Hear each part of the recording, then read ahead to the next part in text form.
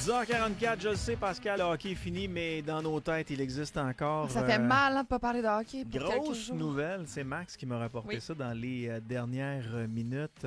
Jonathan Toews qui vient de signer avec une équipe de la Ligue nationale de hockey, lui qui a été tenu à l'écart en raison de blessures, revient à la maison avec les Jets de Winnipeg. Donc le contrat, on ne le connaît pas encore parce qu'il ne peut pas être enregistré avant le 1er juillet. Donc à partir du 1er juillet, on va savoir, bon, c'est un contrat d'1 an, c'est ce qu'on pense, mais est-ce que ça va être 1 million, 2 millions, 3 millions, 4 millions?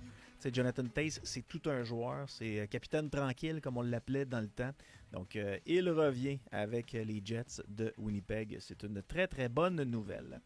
OK, Mademoiselle V est en studio avec nous autres. Audrey n'est pas là. Elle va être un peu jalouse parce qu'aujourd'hui, on se pose la question, Mademoiselle V.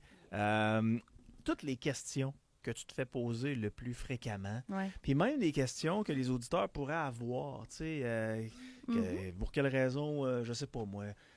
Pascal, en début de relation, est comme ça. Puis pourquoi après 10 ans, est rendu comme ça? Donc, les gens peuvent parler de leur conjoint ou leur conjointe. Puis ça va être par texto au 88 971 1021. Ça va bien? Eh oui, vous autres. Tu t'ennuies-tu d'Audrey? Ben tellement. Écoute, oui, toute la semaine, j'ai envoyé des photos de pizza là, que moi je mangeais, tu sais, Stratos, Salvatore, etc. Pendant qu'elle est en Italie. Pendant qu'elle est en Italie pour lui montrer à quel point elle avait de la chance de manger quelque chose qui avait de l'allure. Ouais. Puis sinon, j'écoute, je m'ennuie d'elle, c'est sûr. Là. En C'est mon rayon de consultation, les questions qui te sont le plus souvent posées, ça touche quoi à peu près comme catégorie? Est-ce que c'est souvent le sexe? C'est presque majoritairement le Ouais. sexe, surtout à ce qui a trait les différences de libido dans le couple. Ah ouais? Oui, généralement, en fait, c'est un challenge que tous les couples ont à un moment donné. Puis, plus le temps avance, plus la routine s'installe, plus on tombe dans ce genre de rivière tranquille, plate et moins intéressante qu'au début. Fait que tout ce qui a trait avec l'intensité des relations sexuelles, la durée des relations sexuelles, quand est-ce qu'on doit le faire, nombre de fois par semaine surtout, ça, c'est des questions qu'on me pose souvent. Quand est-ce que c'est normal? Quand est-ce que ça l'est plus? Ouais. Puis en même temps, quand il y a un gros gap, on en a parlé un petit peu la semaine passée, là, mais quand il y a un gros gap de besoin, je sais pas moi, on va prendre une fille qui veut faire l'amour 7 fois par semaine versus un gars que ça étende plus ou moins parce qu'il est dépendant à porno. Ça doit être dur que les deux mondes se rejoignent. Là. C'est très difficile. En fait, déjà, quand on est en couple, on accepte le fait qu'on doit faire des compromis sur tous les aspects de notre vie, mais ça l'est encore plus pour la sexualité parce que c'est nécessaire au couple. C'est le gaz un peu, si on veut, entre guillemets. Donc, s'il n'y en a pas, on va pas bien, on roule pas vite. Puis s'il y en a trop, on roule pas mieux. Donc, le but étant d'arriver à un compromis puis de faire un point d'entente entre les deux. Puis des fois, c'est pas facile. Mais tu réponds quoi, mettons, à quelqu'un qui a l'impression de se forcer pour son conjoint ou sa conjointe, puis que pour lui ou elle, dans sa tête, officiellement, c'est même pas éthique et moral parce qu'elle se sent bousculée là-dedans, puis elle dit, là, si je te dis non, ça devrait être non, que le compromis pour elle n'est pas existant.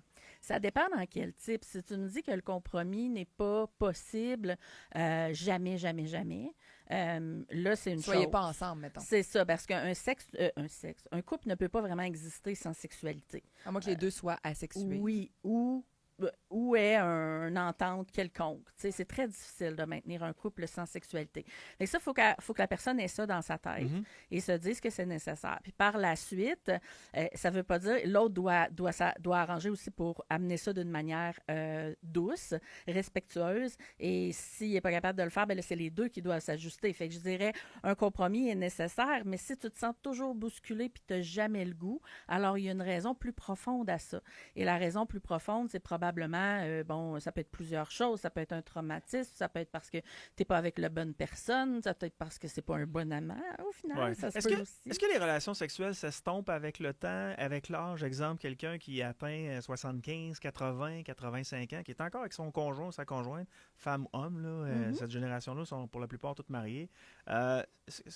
S'il y en a un ou une qui veut continuer, l'autre n'est plus capable. Ces gens-là s'aiment toujours. Puis à 75 ans, changer de partenaire. Bon, ça se fait dans certains CHSLD, là. Mais changer de chance. C'est parce qu'ils ne se souviennent plus avec qui ils étaient la veille. C'est ça. Mais ça doit être tough, là. Oui, c'est extrêmement difficile. Puis, je veux dire, c'est sûr, plus l'âge avance, plus l'écart entre la libido va se creuser dans un couple. Fait qu'il y a souvent des gens qui, à un certain âge, n'ont plus de relations sexuelles. Bon, je parle peut-être les 70 ans et plus.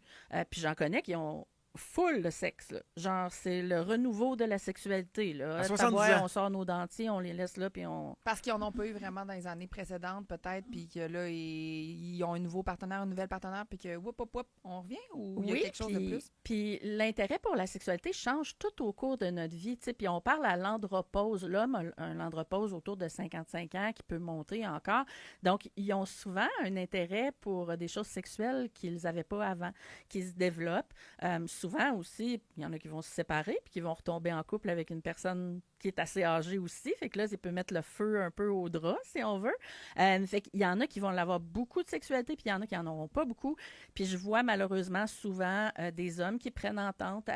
Bon, le contraire, je ne l'ai pas vraiment vu, là, mais ça doit exister, qui prennent entente avec moi, je vais dans les salons de massage, par exemple, ou je vais consulter une escorte pour répondre à ce besoin-là. Mais je t'aime quand même, on est une équipe, mais c'est juste que toi, tu ne peux plus recevoir ou donner de la sexualité pour une raison X. Ça doit être tough de l'autre bord. Là. Il y en a qui se sentent tristes aussi de... Puis ça nous a été confié à Yann et moi dans un sujet relationnel. Oui. Je pense avec Mélissa Tessier du 7e ciel. On va l'avoir aussi plus tard dans Marceau Midi, mais elle exprimait, la fille, que quand son chum lui demandait plus de sexualité, elle sentait que l'homme voulait de la sexualité et non coucher avec elle ou du désir. Effectivement, oui, c'est ça. C'est un peu ce que la femme a besoin, c'est d'être préparée à long terme. Puis quand on dit à long terme pour une relation sexuelle, c'est pas juste 20 minutes avant puis commencer à être cute puis flatter les cheveux. On parle de déjà plusieurs heures avant de la mettre dans un état de sécurité émotionnelle, un état où elle va être bien, où elle n'aura pas trop de charge mentale, puis de l'amener tranquillement à avoir cette relation sexuelle-là. Parce que, évidemment, que pour l'homme et la femme, la réponse sexuelle est totalement différente, là, mais totalement différente. Donc, pour la femme, ça se passe dans la tête. Si elle n'est pas bien dans la tête, elle n'est pas bien ailleurs. Fait que de la soulager de cet état mental-là, déjà, à l'avance, là, ça fait partie des préliminaires pour moi. Dans ma tête. OK. 418-971-1021, 418-971-1021. Posez-nous vos questions. Mademoiselle V est avec nous. Ça va me faire plaisir. On va commencer avec cette question-là. Tiens, Alice qui a un partenaire. En passant, si vous voulez m'écrire un prénom fictif puis même votre âge approximatif, ce serait intéressant. Genre, ouais. Donc, Alice qui te pose la question, Mademoiselle V, elle s'est sentie trahie, son conjoint l'a trompée, ils ont décidé de revenir ensemble, mais quand ils font l'amour, elle a toujours l'impression que lui pense encore à elle. Comment régler le problème? Oui, mais là, c'est une question de confiance qui est brisée. Hein? C'est un lien énorme qui a été façonné sur plusieurs années et qui s'écoule en une seconde, en fait. Donc, il va falloir à ce moment-là reconstruire cette relation-là. D'abord, se poser la question, est-ce que je veux reconstruire cette relation-là ou est-ce que, justement, c'est pas possible pour moi? Et je pense que c'est de se faire aider, en fait, surtout, en tant que couple et en tant qu'individu. Parce que veut pas, là, c'est un rejet, c'est un deuil de se faire tromper. On passe par toutes les mêmes étapes qu'une personne qui perd un être cher va passer. Et c'est extrêmement difficile. C'est une des pires épreuves qu'un couple peut vivre. Et en plus, des fois, il y a des circonstances qui sont bien pires que d'autres. Là. Tu le trouves sur le fait ou whatever comme ça. Donc, il faut que la confiance se rebâtisse. Et malheureusement, souvent, ça va prendre un médiateur entre les deux pour ça. Et ça fait peur à du monde. Oui, ça fait peur. Le mot médiateur fait peur, mais c'est quelqu'un de neutre dans la situation. Ne demandez pas à votre belle-mère de faire la médiation. Là. C'est surtout pas quand il y a question de sexualité. C'est pas super. Donc, voilà. C'est de s'entourer de quelqu'un qui va pouvoir dire, bon, écoute, oui, il y a eu une infidélité, mais il faut se reconstruire quelque part. Il faut repartir sur des bonnes bases. Puis, il va falloir expliquer aussi au conjoint comment... aller rechercher cette confiance-là, comment la rebâtir. Puis c'est complexe. Fait qu'il faut se faire aider, je pense, autant au niveau individuel qu'au niveau du couple. Puis si ça regarde en plus les relations sexuelles, si c'est au moment où elle est en intimité avec son partenaire qu'elle a l'impression qui est ailleurs, c'est encore pire. Okay. J'ai le goût d'être dans le jugement puis d'amener tous mes préjugés. Okay? Vas-y. Faites-moi la correction, mesdames. Allez, faites-moi la correction. Oui. Quand tu acceptes une infidélité ou plusieurs infidélités, oui. Est-ce que c'est un manque de respect pour soi-même? Parce que moi, c'est comme ça que je le percevrais. Je me dis, tabarouette, j'étais avec quelqu'un qui visiblement n'a pas compris la première fois. Elle continue de me tromper et est encore avec moi. Pourquoi je reste là? J'aurais l'impression que c'est un manque de confiance en moi-même ou une dépendance quelconque, une dépendance financière ou une dépendance à l'amour, de vouloir absolument me faire sentir aimé en me disant, même si c'est une trou de cul, ben, vaut mieux se faire aimer par une trou de cul que par personne, tu sais. Y a-tu ça? Oui, et ce qu'on oublie aussi, c'est que même si cette personne-là nous a trompés, on l'aime. Mais on l'aime énormément. Tu peux la garder comme amie, mais c'est juste que tu peux vivre avec quelqu'un qui ne te trompera pas, là, qui ne te mentira pas. Absolument. Je pense que oui, c'est un certain... Surtout quand on parle d'une infidélité à répétition, je pense que c'est un manque de respect envers soi-même, oui, tout à fait, surtout si ça fait partie de tes valeurs, là, la fidélité. Donc, fait que c'est à se demander pourquoi est-ce qu'on l'accepte, justement. Est-ce que c'est parce qu'on est coincé? Des fois, se rebâtir, là, c'est pas facile pour tout le monde. Des fois, tu peux changer un peu les paramètres de ta relation avec ça. Je suis pas certaine que c'est juste la faute d'une personne, une infidélité. Par contre, je veux dire, la personne qui fait un choix pour les deux, ça, c'est désobligeant. Ouais. Puis la chose qui me dérange le plus, puis je sais pas si vous êtes dans mon camp là-dessus, c'est que la personne qui trompe laisse pas le choix à l'autre de prendre sa décision, à savoir si elle veut rester dans le couple. Effectivement. Parce que souvent, ça va pas être dit, ça va être appris. Oui. Puis ça fait toute la différence pour moi dans... T'as vraiment pris une décision qui t'est personnelle et tu m'as pas choisi, tu m'as pas laissé choisir si moi ça me pris tente de pour rester. acquis que ça allait être correct. Ouais. Je sais pas si j'ai bien compris, Pascal, mais tu dis, dans une infidélité, ça peut être la faute de deux personnes? Oui. Ben, moi, je pense que dans une infidélité, il y a quand même une part de responsabilité de couple. Ça dépend. De couple. Ça dépend où, quand, comment, mais ça je veux doit dire... être tough pour les gens dans le char qui se sont fait tromper. Non, Ouais. mais moi, Ça mettons, dépend ça du m'est type arrivé, mon d'activité. premier petit chum, OK? Ouais. Ben, j'étais pas tant disponible. Oui. J'étais pas là. Tu prenais pour acquis. Ben non, mais j'étais jeune. Oui. On avait 15 à 17, mettons, dans ce Tu savais pas comment jouer C'était avec mes ça. amis. Moi, Ouais. mes vendredis, mes samedis, ma job, je le voyais quand j'avais le temps.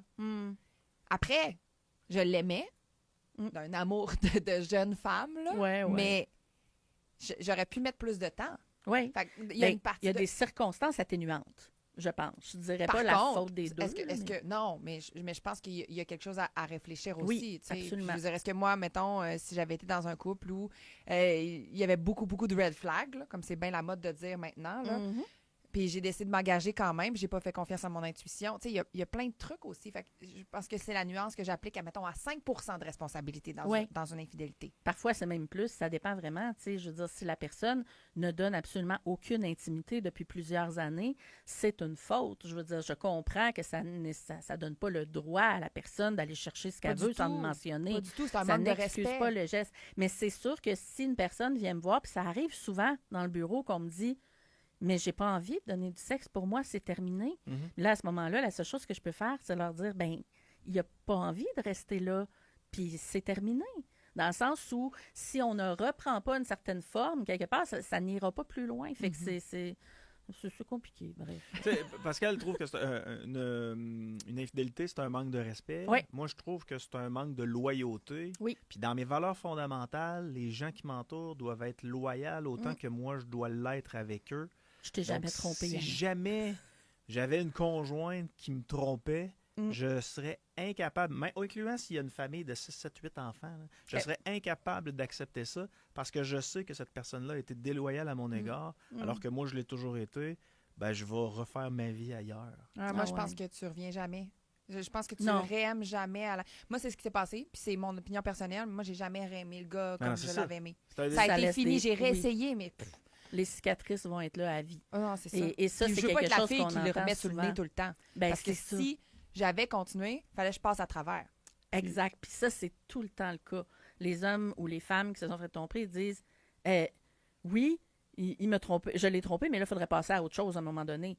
Non, on Sois passera patient. pas à autre Non, chose. Je veux puis dire, j'aime pas ça va cette toujours- réponse-là. Il faut qu'il soit patient. Puis ça va toujours faire partie du portrait. Ça a été là, fait que ça va continuer. On va continuer d'en parler, mais c'est comment tu vas en parler en négatif, en positif, neutre, qui va changer, j'imagine, puis qu'à un moment donné, vous allez être capable de vous entendre. À quel moment ou quand partir? À quel moment ou partir de quel événement faut-il consulter Mademoiselle V avant qu'il ne soit trop tard? Comment peut-on le déterminer? Les éléments qui permettent de dire on a besoin de consulter. Oui, excellente question. Je dirais que à partir du moment où les problèmes, vous avez une discussion pour un problème X et vous devez continuellement le remettre sur le plancher. Continuellement. Bon, je vais donner un exemple. Je ne sais pas moi, tu n'es pas assez présent pour moi. Tu n'es jamais là. Tu n'as pas pris congé la semaine dernière pour le parti de baseball de notre fils. Je ne suis pas contente. Bon, la discussion est close. Oui, je vais changer. Oui, on va faire des changements. Et là, on a cette discussion-là 30 à 40 fois d'affilée. Okay, à des moments différents dans l'année. Ça veut dire qu'il n'y a rien qui se règle. Okay? Donc, à partir du moment où il y a des grands enjeux qui sont remis continuellement sur le tapis, attendez pas plus longtemps, consultez tout de suite parce que je sais, c'est un exemple tout à fait niaiseux et stupide, là, mais c'est un peu comme une maladie. Si tu le prends plus tôt dans la relation, tu vas pouvoir le guérir beaucoup plus facilement que si tu attends justement qu'il y ait un paquet de cochonneries qui s'empilent. J'aime ça. Hey, question d'une personne, je crois que c'est une femme. J'ai une grosse libido depuis toujours. Mon nouveau conjoint, mon nouveau chum est pas nécessairement au même niveau que moi, tellement que je pense avoir un amant. Oh! Elle sait que c'est pas correct, mais pourtant, elle dit « Je suis tellement bien avec lui, mais côté sexe, ouch! » Donc, au lit, ça va pas, mais au niveau de la relation amoureuse, ça semble bien aller. Qu'est-ce qu'elle doit faire? Eh boy, écoute, ça, c'est tellement difficile. Là. On en a parlé, entre autres, dans elle va être contente que je le plug, là, notre podcast à Audrey et moi. Hein, donc, allez regarder ça, c'est disponible sur bfvd.fm. Entre autres, l'épisode Fourre-tout numéro 3 et 4, on en parle, la vie sexuelle merdique. Quand est-ce, là, comment faire pour se sortir de ça? Donc, je pense que ça va être, premièrement, de parler avec son chum. Là. Elle ne parle pas si on en a eu des grandes discussions avec lui. Ça, il a dit, écoute, mon chéri, il va falloir un petit peu s'investir dans la chambre à coucher. Si elle a parlé du fait qu'elle trouve ça moins intéressant avec lui, il va falloir qu'elle mette des mots sur son affaire puis qu'elle soit qu'elle titille un peu pour voir sa réaction. Parce que ça peut être un manque justement un manque de capacité de son côté, comme ça peut être elle qui est trop difficile, comme ça peut être une libido qui est totalement exagérée à 10 fois par semaine. On ne connaît pas les détails, mais je pense que ça va être de parler avec lui avant d'aller voir quelqu'un d'autre, s'il vous plaît. En étant franche, en disant exactement comment elle se sent? Oui, je pense que c'est de dire, écoute, mon chéri, ces derniers temps, je suis pas heureuse sexuellement.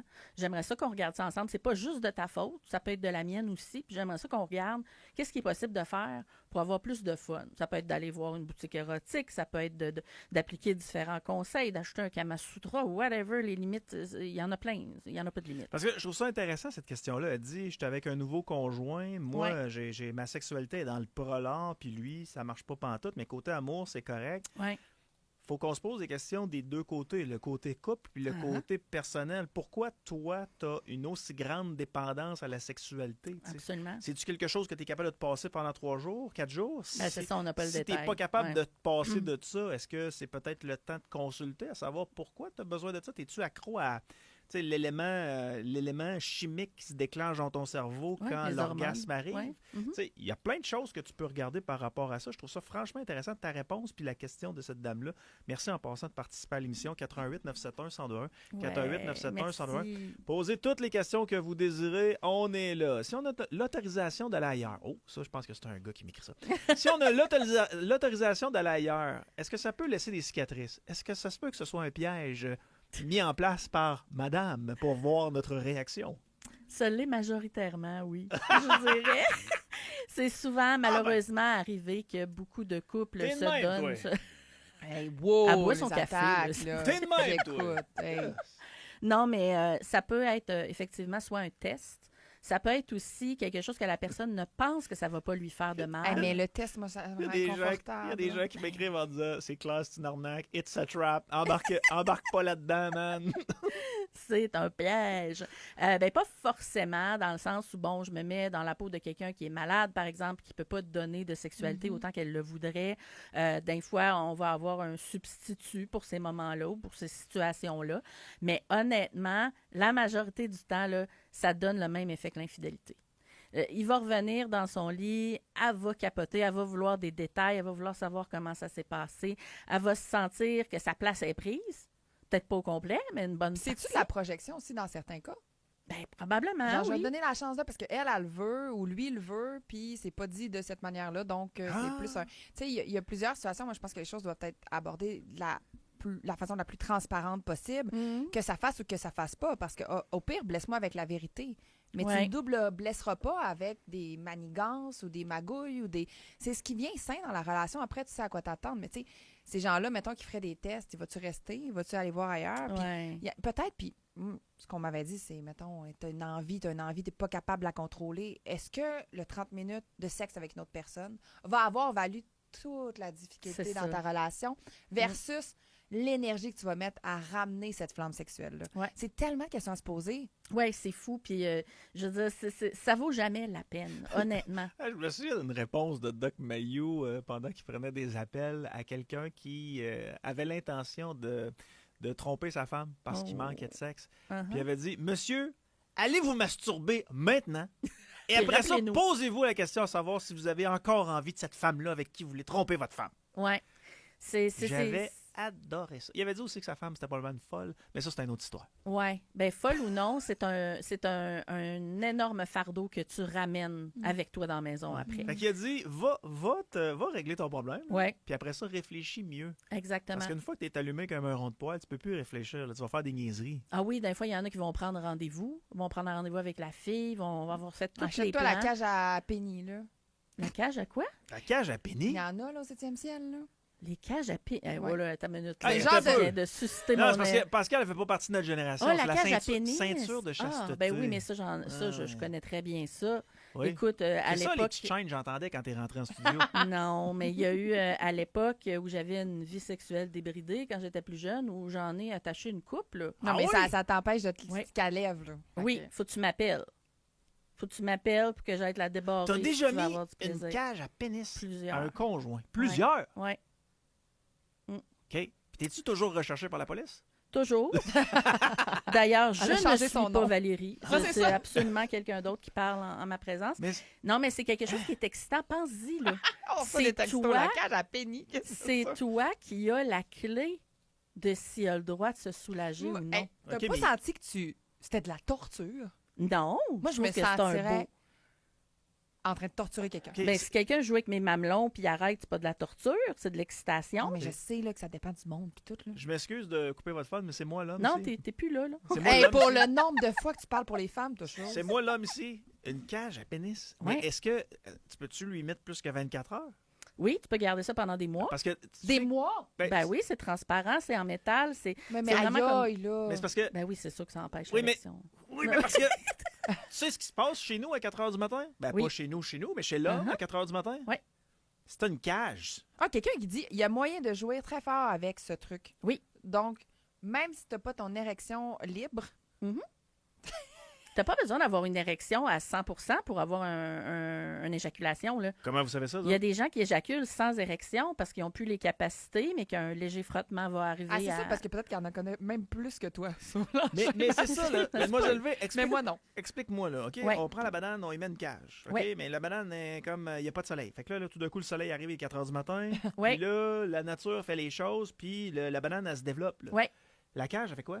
Ben, la cage, c'est comme une armature avec des craques. Fait que veux pas, ta peau va prendre de l'expansion au travers des craques. Mais tu comprends que moi, ça me réveille, là? Oui, ça va être inconfortable. Mais est-ce que ça va être douloureux? Non. Puis je veux dire, il y a une manière de la mettre aussi. Il faut que ce soit sécuritaire. Je te dirais que l'inconfort est surtout au niveau des testicules. Parce que souvent, c'est là que tu dois barrer la barrure avec le petit cadenas. Ça se peut ça se peut que mon ordinateur soit bloqué, mais je vais t'envoyer une photo, Yannick, parce que je viens de taper sur mon ordinateur professionnel cage à pénis. Oh mon Dieu! Oui, mais c'est ça, ça ressemble un peu à un device de torture là, par bout, mais ça ne l'est pas. En fait, c'est comme un soutien, comme un tuteur à pénis. C'est ça que je cherchais, un tuteur. Ah ouais. Ouais, ça. Et t'as-tu déjà perdu la clé? Le pire, c'est que oui. C'est arrivé une fois. T'es allé au Canac? Non, ben il existe des affaires que tu peux commander en ligne, là, puis tu fais un moule du truc, puis là, après ça, tu peux faire une petite clé pour l'enlever. Bonjour, là, tu peux docteur. aussi la scier. Bonjour, là, docteur. Oui, bonjour, monsieur le patient. Qu'est-ce que vous faites ici? Ben, je courais dans un champ rempli de cages à pénis, puis je suis tombé dessus, puis là, je suis Il est à l'urgence. à l'urgence. Écoute, c'est pas le pire. Là. Tu me poserais des questions. J'ai déjà attaché quelqu'un après ma laveuse sécheuse pendant des heures à mon sous-sol. Il y a des gens qui aiment les choses bizarres, puis moi, je me dis, ce qu'on sait pas, faut l'essayer. Oui. Puis Faites-le avec sécurité, par exemple. Il y a eu des affaires en cours qui ont viré atroces. Là. C'est du monde qui ont été oubliés ou du monde qui est arrivé quelque chose de tragique. Là. Éric nous écrit « Bonjour, mademoiselle V. Je suis Hello. dans la vingtaine et je suis quelqu'un qui a énormément besoin de sexualité. Je me masturbe énormément. À partir de quel moment dois-je consulter? Quel est votre meilleur conseil? Par où dois-je commencer? » Je pense que quand on a la vingtaine, c'est normal d'avoir beaucoup de libido. OK? Fait que c'est normal d'aimer la masturbation. Là où ça devient problématique, c'est si, par exemple, je sais pas moi, tu as un souper de famille, puis là, il faut t'arrêter entre le dessert puis l'apéro, ou le dessert puis le digestif pour aller te masturber dans la toilette chez ma tante. Là, c'est too much. Ça, OK? Ou ça te donne des inconforts physiques, comme par exemple des périodes de somnolence, des maux de tête, des nausées même, une fatigue extrême après la masturbation. Est-ce que de calculer le nombre de fois par jour que tu, mettons, te touches, donne une idée aussi, mettons, quelqu'un qui est à 3 fois, là? Pas tellement, non. Parce que ça, tant que ça fait pas d'outrage à ta vie ou à ton corps, c'est correct, parce que c'est ce que ton esprit t'envoie. Mais là, attends une minute, là. On se masturbe quand on a envie de se masturber à jeun. Si tu vas sur une porno pendant 1 heure, puis après ça, tu as envie de te masturber, c'est que tu as provoqué le désir de masturbation. Donc, masturbe-toi quand ton pénis lève tout seul, puis que tu as le temps, l'opportunité, puis l'envie, et ne te masturbe pas par obligation. Et si tu te masturbes par obligation, ou que tu les comptes, ou que tu essaies de tenir longtemps, ou des choses comme ça, là, à ce moment-là, c'est un problème de dépendance à la masturbation. Ça se peut-tu que quand ça commence à nuire à ta vie personnelle et professionnelle, c'est le temps de passer à un second degré? Il y en a qui doivent arrêter ce qu'ils font au travail pour aller aux salles de bain se masturber. Ça c'est too much. Donc, si c'est rendu là, on consulte parce que c'est un phénomène d'addiction, puis ça, c'est difficile à régler tout seul. Il y avait une rumeur sur les internets, Pascal, qui circule depuis des années. Il y a un jeune homme qui s'était masturbé plusieurs fois et il en est malheureusement décédé. 42, 43? 42 fois. Oui, effectivement. C'est quelque chose. Ça draine de ton énergie. Plusieurs hommes ont remercié cet homme-là en disant « Parfait, on sait maintenant qu'on peut se rendre à 41. » Oui, il faut rendre C'était tellement niaiseux. Non, parce que c'est tellement différent d'une personne à l'autre. Fait que si tu pousses ta machine, attends-toi pas à ce qu'elle lâche. Attends-toi à ce qu'elle lâche, je veux dire. Est-ce que la masturbation peut être mal pratiquée, selon vous, mademoiselle V? Est-ce que ça peut causer la précocité chez l'homme? Si oui, quoi faire? Peut-être la précocité, non, mais l'éjaculation tardive, oui. Il y a des gens qui vont prendre un malin plaisir à se masturber de la mauvaise façon, c'est-à-dire en essayant d'augmenter leur performance sexuelle à chaque fois, ce qui donne rien, parce que quand tu es tout seul, là, dans ton salon, là, tu peux t'offrir peut-être 15 minutes, mais quand tu vas avoir une fille avec des beaux seins et des beaux cheveux devant toi, là, des cheveux, en tout cas, peu importe, tu vas peut-être pas t'offrir aussi longtemps, tu comprends? Fait que ça donne pas grand-chose, puis les circonstances sont pas les mêmes. Fait que si tu te masturbes pour voir combien de temps tu vas durer, si tu te masturbes trop fort et sans lubrifiant, puis que ça donne des changements au niveau de ta peau, des rougeurs ou des choses comme ça, c'est mal se masturber. Fait qu'il faut faire attention. Il faut bien protéger son membre. Idéalement, utiliser toujours du lubrifiant. Puis, c'est pas mal ça, je dirais. Là. Il y avait un grand philosophe qui disait « Ne jamais aller à un premier rendez-vous l'arme chargée. » Ah, ça, je suis d'accord. La masturbation, c'est nécessaire et souhaitable. Là. Quand je vois des filles dire « Ah, moi, je capote quand mon chum se masturbe, là, je suis fâchée. » J'avais reçu une question comme ça là-dedans. Là. Ça peut être vrai. Mais parce que si le gars tripe sur la pornographie puis il passe son temps à se masturber mais ne s'occupe pas de sa conjointe, c'est normal que chez elle, ça crée une certaine, une jalousie, un inconfort. Pourquoi il fait ça? Pourquoi il fait ça tout seul? Pourquoi il fait pas ça avec moi? J'en ai besoin, moi, de ça aussi. Absolument. Ce qu'on doit penser aussi, c'est qu'il y a 2 types d'intimité. Hein? Il y a l'intimité en couple, puis il y a l'intimité en solo. L'intimité en solo est nécessaire et souhaitable, surtout pour l'homme, on va se le dire. Mais ça veut pas dire, si ça coupe ton intimité de couple, ça marche plus, là. Fait qu'il faut que les deux soient bien calibrés, si on veut. Donc, si un nuit pas à l'autre, il n'y a aucune raison de l'empêcher, mais je comprends que ça peut être... on peut avoir l'impression d'être remplacé par de la porno, sauf que c'est pas le cas. On a tous besoin de notre petit imaginaire sexuel privé. Dernière question. Votre homme se fait prendre par vous-même, alors que vous êtes une femme, se fait prendre par vous-même à regarder de la pornographie masculine impliquant des hommes. OK. Donc, une femme, tu rentres puis ta femme est en train de regarder des... T'as un chum depuis genre 10 ans. Puis ça va super chum, bien sur tous les plans. Mm-hmm. Mais là, tu rentres dans le bureau à 2 h du matin puis il est en train de se faire plaisir à lui-même en regardant 2 gros barbus poilus se faire des mammos. Yum. Vous réagissez comment? Pascal, tu réagis comment? Ben c'est ça m'intrigue, là. Genre, tu regardes avec? Ben, ça m'intrigue. Je me fais pousser une barbe. Ça m'intrigue, là. Assurément que je poserais des questions du type y a-tu quelque chose là-dedans d'inassouvi? Qu'est-ce qui t'excite là-dedans? As-tu déjà essayé? Est-ce que c'est parce que tu n'as pas essayé? Tu voudrais-tu essayer? Est-ce que tu doutes de notre sexualité? J'aurais une conversation super douce là-dessus parce que je voudrais pas que la porte se referme et que la personne se sente mal à l'aise, mettons, avec moi. C'est pas rare, en plus. Mais ça dépend des réponses. Après, si c'est... T'arrêtes-tu d'aller à l'épilation? Non, je change pas. Par contre, ça se peut que je sois pas la partenaire pour lui. Si, mettons, il y a des choses qui ont été cachées. Tu le laisses-tu essayer? Ben, je pense que ça résulte... ça dépend de la conversation. Ah, ouais. Oui, dans le sens que il y a beaucoup d'hommes qui aiment écouter de la pornographie masculine et qui ne sont pas gays forcément. Pourquoi? Bon, je vais essayer de te dire ça d'une façon très simple. Il n'y a rien d'autre mieux qu'un homme pour savoir comment faire une fellation à un autre homme. Parce que lui sait comment ça serait. C'est comme une femme, par exemple, qui fait un cunnilingus à une autre. Elle va savoir beaucoup mieux où cibler et quoi faire qu'un homme. Donc, c'est cet aspect-là. Il y a aussi l'aspect, on va se le dire, masculin. Mais ça, c'est bizarre, ça. Une femme, c'est plus qu'un homme l'endroit où il faut aller. Je veux dire, un vagin, c'est pas le cockpit d'un 747.